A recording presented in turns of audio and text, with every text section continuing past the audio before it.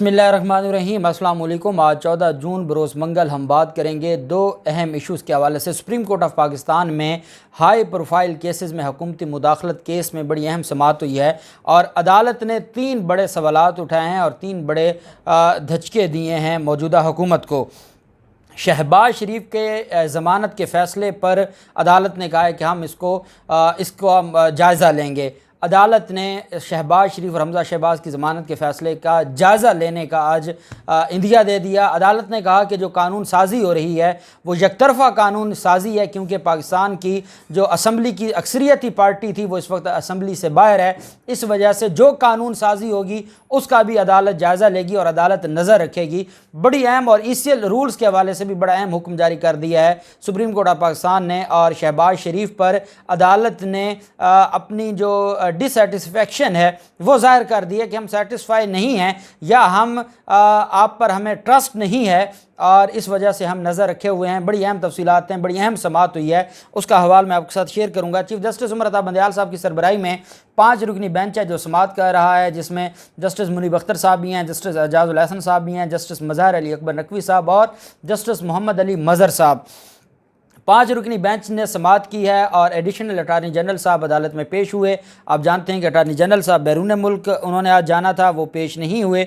और supreme court में ECL rules में शामिल अफराद को बैरून मुल्क सफ़र करने के हवाले से जो अदालत है, अदालत ने हुक्मनामा भी जारी किया है। अहम जब समाअत आज होती है तो इसमें जो बड़ी जो दिलचस्प चीज़ है वो ये है कि अदालत ने ये कहा है कि ECL रूल्स में आपने जो तरमीम की है उसके बारे में आपने क्या किया है। कोई रिपोर्ट सामने आई है, कोई मामलात सामने आए हैं, उस पर अदालत को बताया गया कि हाँ जी रिपोर्ट भी सामने आ गई है और बाकी जो मामलात हैं वो भी हम अदालत के सामने रखना चाहते हैं। अदालत में चीफ जस्टिस उमर अता बंदयाल साहब की सरबराही में जब इजला शुरू हुई कार्रवाई तो जस्टिस एजाजुल हसन साहब ने इस्तफसार किया कि ECL रूल्स से मुतल्लिक रूल्स की काबीना ने मंजूरी दी है, ये सवाल किया। इस पर एडिशनल अटारनी जनरल ने कहा कि काबीना कमेटी कानून साजी में मामला ज़ेर गौर है और उस मामले को अदालत देख रही है और अदालत इस मामले को आइन और कानून के मुताबिक इसका फ़ैसला करेगी।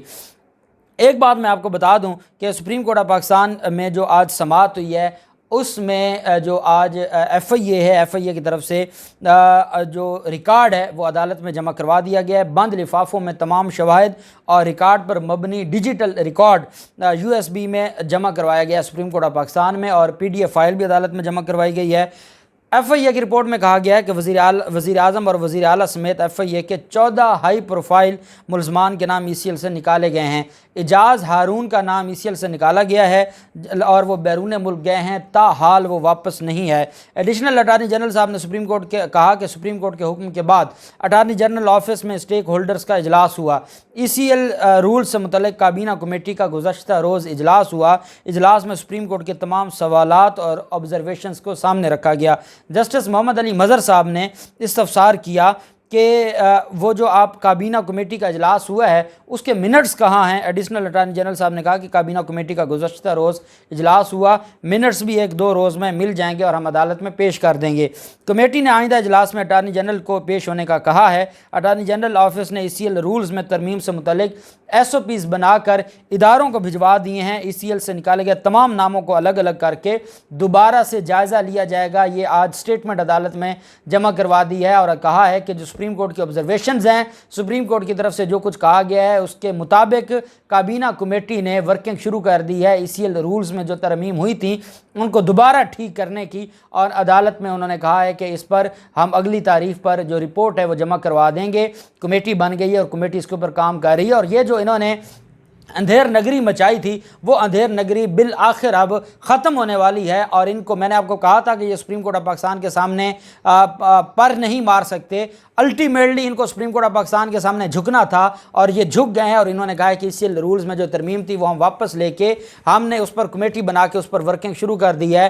सुप्रीम कोर्ट के अहकामात और ऑब्जर्वेशंस को मद्देनज़र रखते हुए हम ECL रूल्स में जो तरमीम थी उसको दोबारा देखेंगे और उसको हम दोबारा ठीक करेंगे। जस्टिस एजाजुल हसन साहब ने कहा कि जो जो तरमीम हो चुकी है या जो नाम ECL से निकाल दिए गए हैं उनका क्या होगा। एडिशनल अटॉर्नी जनरल ने कहा कि नैब और FIA से मुशावरत के बाद हम रूल्स बनाएंगे और उसके मुताबिक जो पहले से नाम निकाले गए हैं उनको भी दोबारा से हम उसका जायज़ा लेंगे और हम अदालत को सेटिस्फाई करेंगे कि जिसका नाम निकाला गया उसका नाम निकालना क्यों ज़रूरी था और जिनका नाम नहीं निकाला गया वो क्यों नहीं निकाला गया। ये सारी चीज़ें हम अदालत को बताएंगे। सुप्रीम कोर्ट ने कहा हम देख रहे हैं, अब डंडी मारेंगे फिर हम आपको पकड़ लेंगे। अब तो हमने आपको एक टाइम दिया है कि एग्जेक्टिव अपने मामलात को खुद देख ले और हम इस मामले में इंटरफेयर न करें। बाद में हम आपको माफ़ी नहीं देंगे, बाद में आपको माफ़ी नहीं मिलेगी और फिर ये ना हो कि अदालत आपके रूल्स ही उठाकर फेंक दे। चीफ जस्टिस उमर अता बंदयाल साहब ने कहा कि जो लोग खुद मुस्तफ़ीद हुए वो रूल्स में कैसे तरमीम कर सकते हैं। सुप्रीम कोर्ट में ECL में शामिल अफराद को बैरून मुल्क सफ़र के लिए वजारत दाखिला से इजाज़त लेने का हुक्म दे दिया। इसका फ़ायदा ये होगा, अब वजारत दाखिला तो राना सनाउल्लाह की है, लेकिन अल्टीमेटली फ़ैसला ये होगा कि अगर वो ECL से उनका नाम निकला है और वो वैसे बाहर चले जाते हैं तो फिर अदालत किससे पूछेगी? किसी से नहीं पूछा जा सकता। अब जो मुल्क से बाहर जाएगा वजारत दाखिला उसकी ज़िम्मेदारी लेगी कि ये वजारत दाखिला की ज़िम्मेदारी है कि फिर वो सुप्रीम कोर्ट को या अदालतों को बताएगी कि वो वापस गया है और उसको वापस लाना है। ये वजारत दाखिला के कंधों पर अदालत ने ज़िम्मेदारी आयद कर दी है कि ठीक है, आप अगर किसी को बैरून मुल्क जाने देते हैं तो ज़िम्मेदार आप होंगे। ये ज़िम्मेदारी आयद करने के लिए वजारत दाखिला को कहा कि पहले वो वजारत दाखिला से परमिशन लेंगे और उसके बाद बाहर जाएंगे। अटारनी जनरल साहब ने यकीन दहानी करवाई कि बैरून मुल्क जाने से पहले मुतल्लिका शख्स वजारत दाखिला से इजाज़त लेने का मजाज होगा। एडिशनल अटारनी जनरल साहब ने कहा कि जब तक हुकूमत कानून साजी नहीं कर लेती ये अबूरी तरीक़ाकार राइज रहेगा। चीफ जस्टिस ने कहा कि कानून की हकमियत चाहते हैं। सवाल अहम है कि मुक़्तदर लोगों ने ECL रूल्स में तरमीम से फ़ायदा उठाया। जिन लोगों के मुकदमात ज़ेर इल्तवा हैं उनके लिए मुरवजा तरीक़ाकार पर समझौता नहीं होना चाहिए। मौजूदा हालात मुनफरिद नौइयत के हैं, ये बड़ी अहम बात है। सुप्रीम कोर्ट ने कहा जो मौजूदा हालात हैं ये मुनफरिद नौइयत के हैं।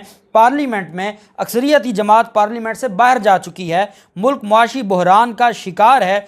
एग्जेक्टिव को अपने इख्तियारात आइन और कानून की रोशनी में इस्तेमाल करना होंगे। किसी भी तहकीकाती इदारे, एजेंसी और रियासती उज़्व को अपनी हदूद से तजावुज़ नहीं करने देंगे। ये कहना था सुप्रीम कोर्ट ऑफ पाकिस्तान का आज की समाअत में। सुप्रीम कोर्ट ऑफ पाकिस्तान ने आज की समाअत के दौरान जो एडिशनल अटॉर्नी जनरल साहब भी पेश हुए उस पर अदालत में ये बात हुई। चीफ जस्टिस ने कहा कि जिससे सरकारी काम से बाहर जाना है उसे इजाज़त होनी चाहिए। जो मुलज़िम भी बैरून मुल्क जाना चाहता है उसकी ज़िम्मेदारी वजारत दाखिला को लेनी होगी। जस्टिस उमर अता बंदयाल साहब ने कहा कि पार्लियामान से यकतरफ़ा कानून साजी भी कानूनी तकाज़ों के मुताबिक होनी चाहिए। ये जो यकतरफ़ा कानून साजी है इलेक्शन कमीशन के हवाले से या नैब के हवाले से उसकी तरफ इशारा करते हुए अदालत ने कहा कि जो कानून साजी है वो कानूनी तकाज़ों के मुताबिक होनी चाहिए। ये किसी के लिए फ़ायदा उठाने का मौका नहीं है। हम नज़र रखेंगे कोई इदारा अपनी हद से तजावुज़ नहीं करेगा। ऐसा हुक्म नहीं देना चाहते जिससे हुकूमत को मुश्किलात उठाना पड़ जाए, लेकिन हुकूमत को ये बात इल्म में हो कि हम नज़र रखे हुए हैं। और आपको जानते हैं कि आज के समाअत के हवाले से इन्होंने अभी ऑफिशियल गज़ट में नैब की जो तरमीम है उनको शाये नहीं किया। उनको पता है कि वो इनके खाते पड़ जाएगी। जस्टिस उमर अता बंदयाल साहब ने रिमार्क्स दिए के दौरान समाअत जस्टिस मुनीब अख्तर साहब ने कहा समझ नहीं आ रही हुकूमत करना क्या चाहती है। लगता है हुकूमत बहुत कमज़ोर विकेट पर खड़ी है। वाज़ेह बात के बजाय हमेशा इधर उधर की ये कहानियाँ सुनाते हैं। अदालत ने कहा कि ECL रूल्स में तरमीम का इतलाक़ पहले से मौजूद तमाम केसेस पर होगा। ख़ुद को फ़ायदा पहुँचाने के लिए बेनिफिशरीज़ ने ECL रूल्स में तरमीम की। इतनी क्या जल्दी थी? क्या हुकूमत बनते ही 2 दिन में ECL रूल्स में रद्द-व-बदल ज़रूरी था? ECL से मुतल्लिक़ कोई कानूनी वजह है तो बयान करें। अदालत ने कहा आपने ये रिपोर्ट देनी है, फिर अदालत फ़ैसला करेगी कि आपकी रिपोर्ट आइन और कानून के मुताबिक है या नहीं है। नहीं तो अदालत आपकी नई रिपोर्ट को भी और पुरानी तरमीम को भी उठा के फेंक देगी। ये सुप्रीम कोर्ट ने आज कहा है। चीफ जस्टिस साहब ने रिमार्क्स दिए कि बाख्तियार अफराद ने तरमीम करके इससे फ़ायदा उठाया। कानूनी अमल पर कोई समझौता नहीं होने देंगे। काबीना अरकान ने तो बज़ाहिर ECL को ख़त्म ही कर दिया। किसी को लगता है कि केस में जान नहीं तो मुतल्लिका अदालत से रजू करे। अदालत कहेगी कि हाँ इनका नाम ECL से निकालना या नहीं निकालना, वो आज खुद हुकूमत नहीं निकाल सकती। इस मौका पर अदालत ने शहबाज शरीफ की ज़मानत हासिल करने के इक़दाम की भी तारीफ़ की और चीफ जस्टिस साहब ने कहा कि अच्छा लगा कि वज़ीर आज़म और वज़ीर आला खुद पेश हुए, ज़मानत करवाई। अगली बात जो शहबाज शरीफ को ज़मीन में धंसने के लिए काफ़ी है। अदालत ने कहा कि ज़मानत के हुक्मनामे का भी हम जायज़ा लेंगे। उस ज़मानत के हुक्मनामे में इतने ब्लंडर किए हैं जज एजाज हसन अवान साहब ने। 4000 सफ़ात पर मुश्तमिल वो जो चलान है और उसमें एक एक चीज़ लिखी है, 5 सफ़ों का फ़ैसला लिख दिया है और उसमें कहा है कि इनके हवाले से अभी कोई चीज़ सामने नहीं आई। तो वो जो चलान है, जो इतनी एविडेंस है, वो कहाँ जाएगी? अदालत ने, सुप्रीम कोर्ट ने कहा, ये मैं आपको अपनी तरफ से कोई बात नहीं कह रहा, सुप्रीम कोर्ट ऑफ पाकिस्तान ने कहा है कि ज़मानत के हुक्मनामे का हम जायज़ा लेंगे जो शहबाज शरीफ और हमजा शहबाज को ज़मानत मिली है। सुप्रीम कोर्ट ने साथ ये भी कहा, जस्टिस उमर अता बंदयाल साहब ने, कि हम कानून की हाकमियत चाहते हैं। सवाल अहम ये है कि जो मुक़्तदिर लोग हैं वो अपने फ़ायदे के लिए कानून साजियाँ कर रहे हैं और वो अपने बेनिफिट्स के लिए कानून साजियाँ कर रहे हैं। और अदालत ने कहा कि हाल में ही कुछ कानून साजियाँ हुई हैं, जब उसका प्रोसीजर मुकम्मल हो जाएगा तो हम उस पर भी नज़र रखे हुए हैं। चीफ जस्टिस ने कहा कि मुल्क इस वक्त मुआशी बहरान का शिकार है, एग्जीक्यूटिव को अपने इख्तियारात आइन और कानून की रोशनी में इस्तेमाल करने होंगे। किसी भी तहकीकाती इदारे, एजेंसी और रियासती उसको हम अपनी हदूद से तजावुज़ नहीं करने देंगे। अदालत ने केस की समाअत 27 जून तक मुलतवी की है। ECL एडिशनल अटार्नी जनरल साहब ने अदालत में बयान दिया है कि सुप्रीम कोर्ट के ऑब्जर्वेशंस और अहकामात की रोशनी में ECL रूल्स में जो तरमीम की गई थी उनको दुरुस्त करके 27 जून को उसकी रिपोर्ट पेश की जाएगी। और साथ अदालत अब जब तहरीरी हुक्मनामा जारी करवाएगी तो उसमें जो नई असाइनमेंट्स होंगी हुकूमत के लिए वो भी सारी की सारी सामने आ जाएंगी। और उसमें आप जानते हैं कि जैसे ये नैब का कानून और इलेक्शन कमीशन का कानून ऑफिशियल गज़ट में आ जाएगा, पाकिस्तान तहरीक इंसाफ तो उसको चैलेंज करेगी ही करेगी। लेकिन इस मामले को सुप्रीम कोर्ट ऑफ पाकिस्तान ने आज कहा है कि इस कानून साजी पर भी जायज़ा लेगी और शहबाज शरीफ के जो ज़मानत का फ़ैसला इसके ऊपर भी जायज़ा लेगी। इससे बढ़कर ज़िल्लत क्या हो सकती है कि मुल्क का वज़ीर आज़म है और मुल्क की जो सबसे बड़ी अदालत है उसको एतमाद नहीं है और वो चेक एंड बैलेंस रखने के लिए वो ये कह रही है। इसी वजह से तो पहले आजकल ये जो रोते हैं अदालतों में और कहते हैं कि आप नवाज शरीफ के केसेस में सुप्रीम कोर्ट ने एक जज मुकर्रर किया था, सुप्रीम कोर्ट क्या करे? सुप्रीम कोर्ट तो आज जब आपकी हुकूमत है और सारे इदारे आपके साथ खड़े, आज भी आप पर एतमाद करने को तैयार नहीं है। और सुप्रीम कोर्ट को पता है कि आप कैसे डाके डालते हैं। सुप्रीम कोर्ट और यही जजेस हैं जो माजी में वकालत भी करते रहे हैं और जज भी हैं, उनको पता है एक एक चीज़ का कि आप कैसे मौका वारदात। एक बात का दुख ज़रूर है कि अगर अदालतें रात को 12 बजे अदालतें खोल कर इन लोगों को उस वक्त आइन और कानून के मुताबिक अगर ऐसे फैसले ना देती तो ये आज हमारे ऊपर मुसल्लत ना होते और आज अदालतों को 2-2 घंटे बैठकर ये समातें ना करना पड़ती,